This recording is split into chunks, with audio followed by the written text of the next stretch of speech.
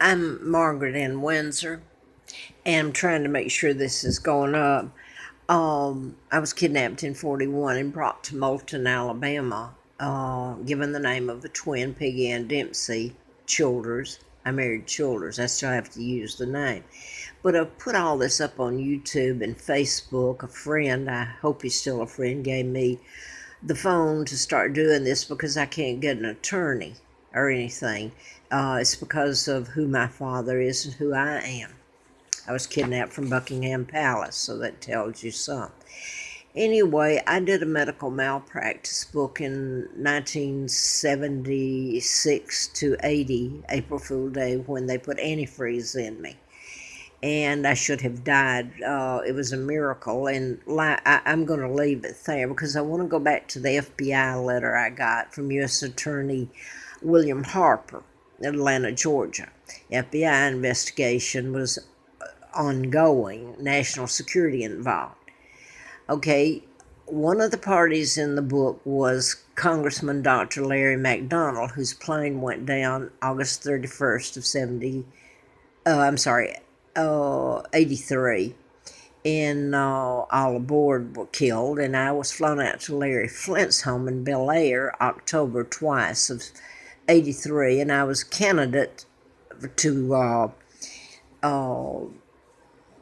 replace Larry McDonald. And I guess I'm showing that as a little background. Now I want to get back to how I'm sitting here all these years later, and I know that some of the FBI there in Atlanta were very good people. I do.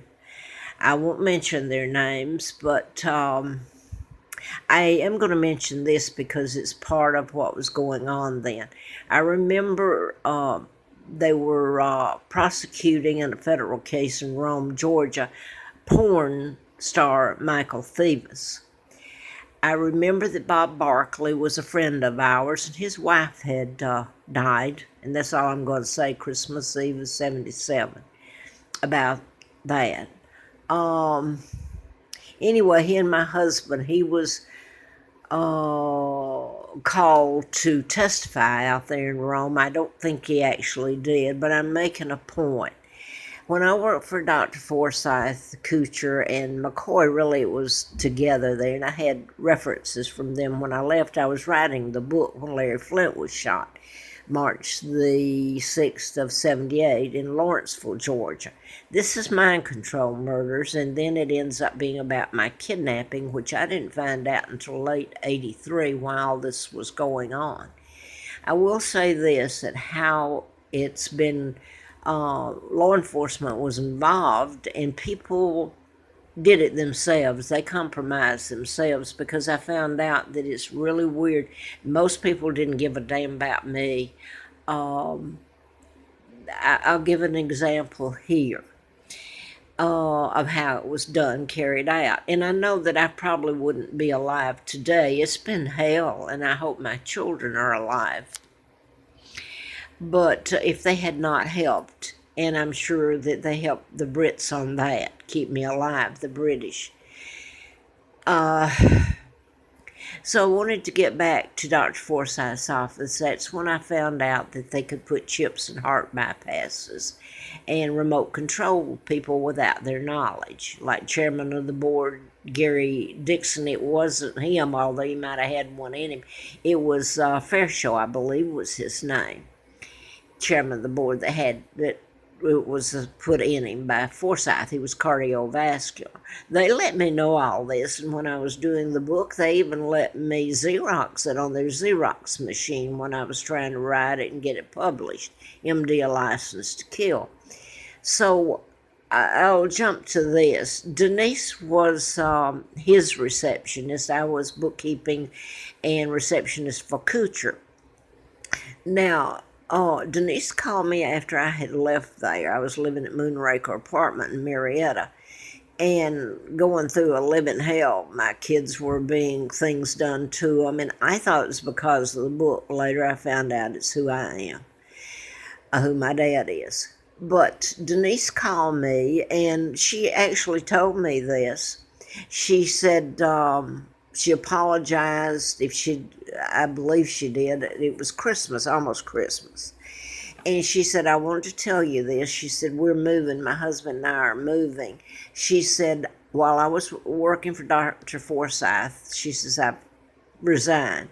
She said, he would write prescriptions for patients. And she said, I don't remember now, but she would have them filled and she'd pick them up herself because she had his state license number for prescriptions, to write prescriptions. So this is just one of the ways in this whole mess that's been carried out, like controlling where I live and the toxic fumes that were used on me that made me run because I'm allergic to chemicals. Without trying to explain it, I'm just going to go back to one instance where it was put up, and I had a letter and put it up on video, and now it's been taken down. Her site has. Her name was McKay, Debbie McKay, and she worked for Corporate Suites at Lakeside Northside Drive in Salem. And this is back in about April of 2012. They came in, and it was horrible. If there's videos ever shown of this, of what they did using toxic fumes, and demanded to come in, and they did. Then when that didn't run me, she called me up, Debbie did, and she told me she had her computer on her desk. She turned it around to me and she said, this is my daughter. And she never mentioned her name. She said, this is my daughter in her prom, and she's graduating this year. And she said, I'm not going to allow to happen to her what happened to Alexis Murphy. So Alexis Murphy is one of the mind control murders that was used on her. Her body's never been found, but there's a man in prison for it. Now, these are programmed just like Larry Flint and a whole list of them, murders that happen. And the people are programmed just like this weekend, well, day after tomorrow, the shootings at Virginia Tech that happened, where there was 32, and one was a programmed shooter, and he turned around and shot himself, just like Aurora, Colorado, etc., etc. Or you can do it single, like make it look like suicide, like Robin Williams. Only some of these were done in patterns and can be proven. Alexis Murphy, and you connect it to, well, let's just say, to the British Hannah Graham. And she was a student at Charlottesville, the University of Virginia, and it connects to Jesse Matthews, who's in prison for a crime that he didn't commit. And I'm very sorry that Hannah Graham died, or anyone I was trying to tell about it. The backlash is, get rid of me. I've had horrible things done to me. I do not know where my sons are. I haven't. And I guess the only other thing I wanted to say here was, I wanted to mention this by way of timeline. In 1978, I was going down to FBI headquarters and all this, and I thought it was because of the book I was writing. And Michael Thevis was on trial, federal, for porn. And I remember Bob Barkley was a friend of ours, and his wife had died and all this. And he was subpoenaed out to Rome, Georgia. And my husband went with him. I don't know exactly who my husband was, except he kind of left, like Hansel and Gretel, little codes or crypt that later I put together when I found out who I really am. But I'm going to say this, and I guess there's some other things I was going to put up, but right now I'm sitting here. I didn't commit a crime. And tomorrow or day after tomorrow, the anniversary of the shootings in next door here in Blacksburg, Virginia Tech. By the way, there was a Virginia State Trooper. His last name is Childs, Childs, and his wife's name is Laura. Well, that's my husband's sister's name, Laura Childers. So these were done in patterns, some of them. And I'm so sorry for State Trooper Childs. His daughter was shot out from Virginia Tech. From Virginia Tech. I didn't do any crimes. They were committed against me and my children. I just told about it. But I want to say one thing. Is the people that allowed themselves to be. They didn't care about me. They didn't care about Great Britain. They didn't care my mom was American. It's been a horror story.